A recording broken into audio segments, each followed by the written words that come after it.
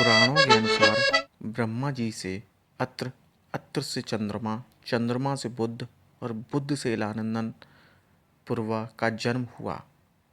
पूर्वा से आयु, आयु से राजा नहुस और नहुस से ययाति उत्पन्न हुए। ययाति से पुरु हुए। पुरु के वंश में भरत और भरत के कुल में राजा कुरु हुए। कुरु के वंश में शांतनु का जन्म हुआ। शांतनु से गंगानंदन भीष्म उत्पन्न हुए। उनके दो छोटे भाई और थे, चित्रांगद और विचित्रवीर। ये शांतनु से सत्यवती के गर्भ से उत्पन्न हुए थे। शांतनु के स्वर्गलोक चले जाने पर भीष्म ने अविवाहित रहकर अपने भाई विचित्रवीर के राज्य का पालन किया। भीष्म महाभारत के प्रमुख पात्रों में से एक है। ये महाराजा शांतनु के पुत्र थे। अपने पिता को दिए गए वचन के कारण इन्होंने आजीवन ब्रह्मचार्य का व्रत लिया। इन्हें इच्छा मृत्यु का वरदान प्राप्त था। एक बार हस्तिनापुर नरेश दुष्यंत आखेट खेलने वन में गए। जिस वन में वे शिकार के लिए गए थे, उसी वन में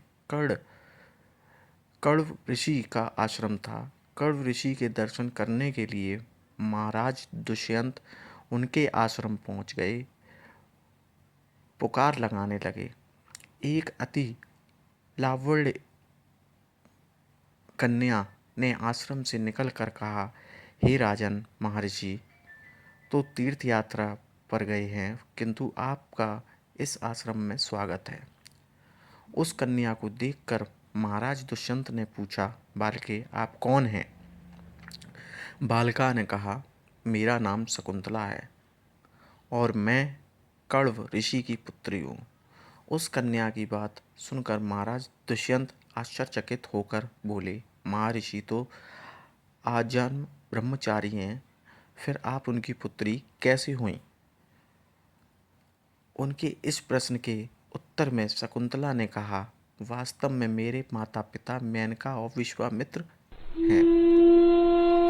मेरी माता ने मेरे जन्म होते ही मुझे वन में छोड़ दिया था, जहाँ पर शकुंत नामक पक्षी ने मेरी रक्षा की, इसीलिए मेरा नाम शकुंतला पड़ा।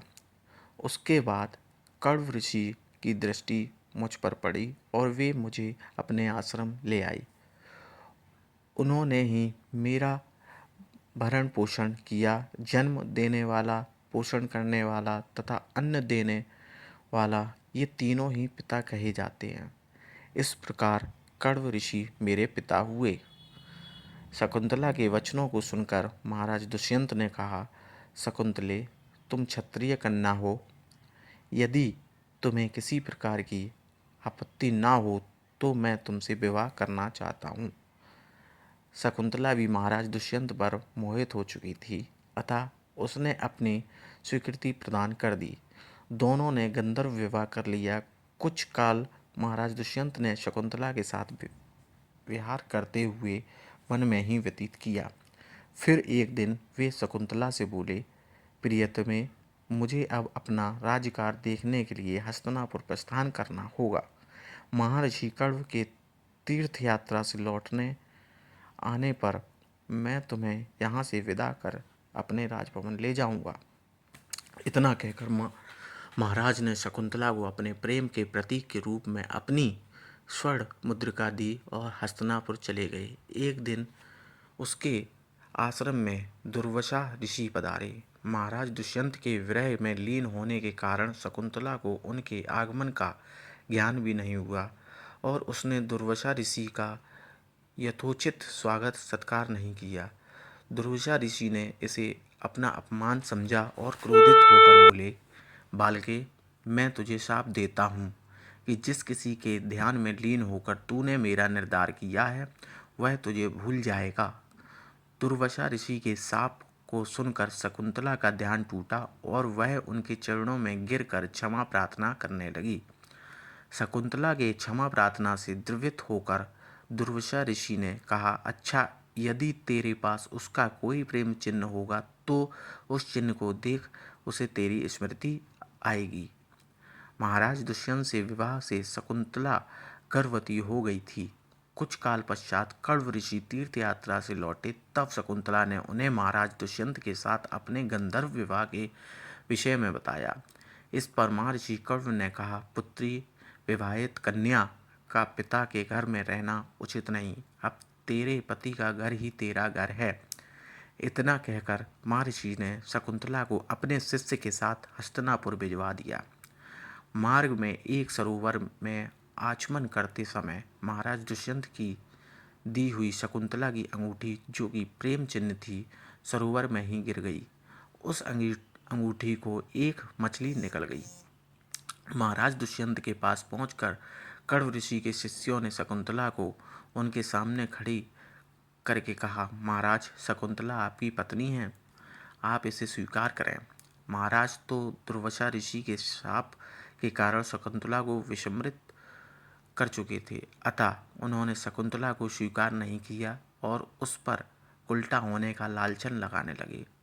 शकुंतला का अपमान होते ही आकाश में जोरों की बिजली कड़की उठी और सबके सामने उसकी माता मेनका से उठा ले गई। जिस मछली ने शकुंतला की अंगूठी को निकल लिया था, एक दिन वह एक मछुआरा के जाल में आ फंसी।